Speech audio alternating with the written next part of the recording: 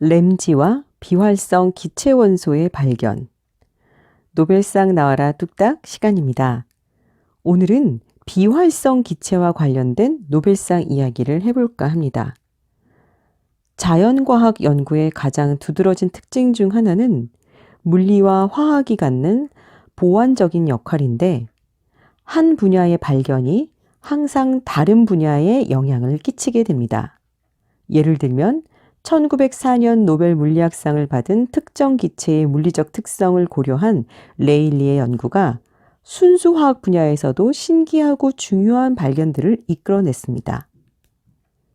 대기 속의 질소와 화학적으로 만든 질소 사이에 존재하는 현저한 밀도 차이를 레일리가 증명하자 화학자로 이름이 알려진 영국의 과학자가 이 물질의 특수한 상태를 규명할 목적으로 공동 연구에 참여하였습니다.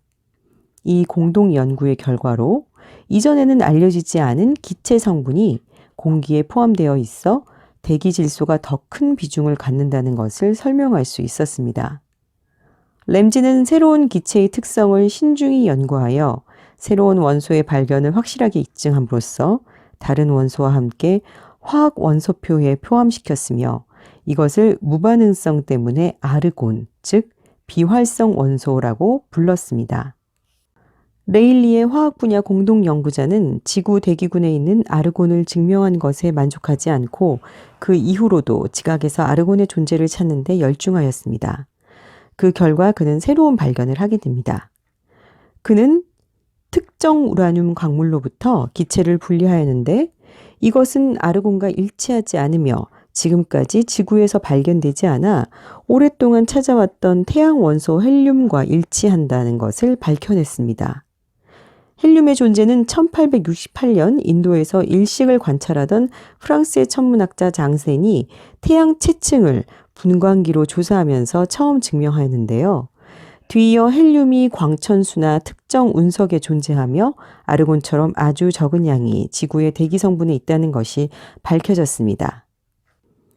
새로운 두 기체의 원자량이 헬륨은 4, 아르곤은 40인 것으로 결정되자마자 이 과학자는 이론적인 이유 때문이라도 두 기체 사이에 원자량이 20 정도인 또 다른 기체 원소를 찾기 시작했습니다. 그리고 다양한 방법으로 수많은 시도를 한 끝에 대량으로 액체 공기를 만드는 문제가 실질적으로 해결되면서 마침내 어떤 물질을 얻었습니다.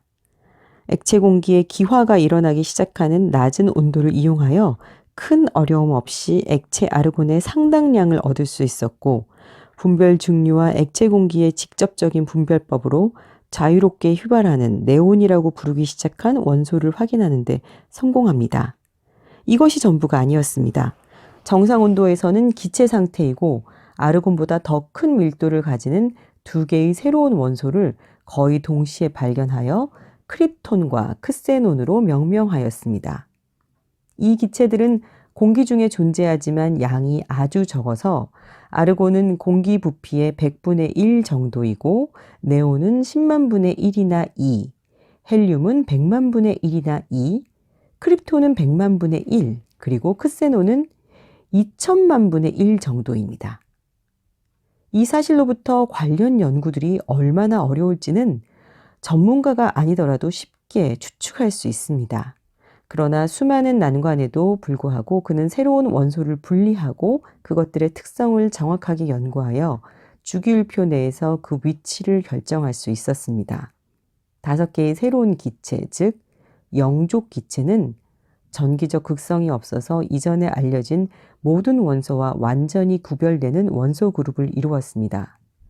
이것으로 주기율표에서 가장 음성을 띠는 할로겐과 가장 양성을 띠는 알칼리 금속 사이에 있는 공간이 채워졌습니다. 하나의 원소조차도 확실하게 알지 못했던 상태에서 새로운 쪽의 모든 원소를 발견한 것은 화학에서도 아주 특별한 것이며 본질적으로 과학의 진보에 크게 이바지했습니다.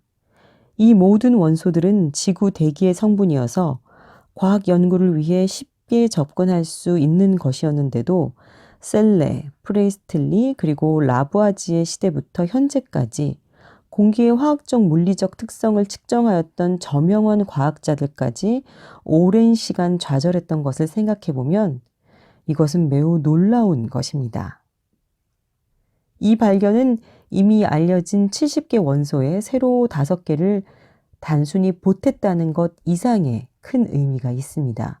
새로운 기체의 비활성 특성 때문에 매우 힘들었지만 그 덕분에 모든 원소 중에서도 아주 특징적인 위치에 놓이게 되었습니다. 하지만 자기들 간의 결합이나 다른 알려진 원소와 화학적 결합을 유발하는 것은 불가능합니다. 이전에는 원소의 완전한 비활성이 알려지지 않았기 때문에 일반적으로 화학 반응에 들어가는 힘이 크든 작든 모든 원소의 특징을 나타내는 기본적인 속성은 모두 같다고 믿었죠.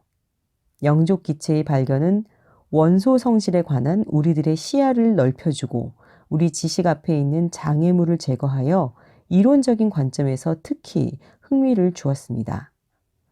엄청난 노력 없이는 얻지 못했을 영족 기체의 발견은 화학의 발전에 큰 역할을 하였습니다. 윌리엄 램지는 이 공로로 1904년 노벨 화학상을 수상합니다. 지금까지 노벨상 나와라 뚝딱이었습니다.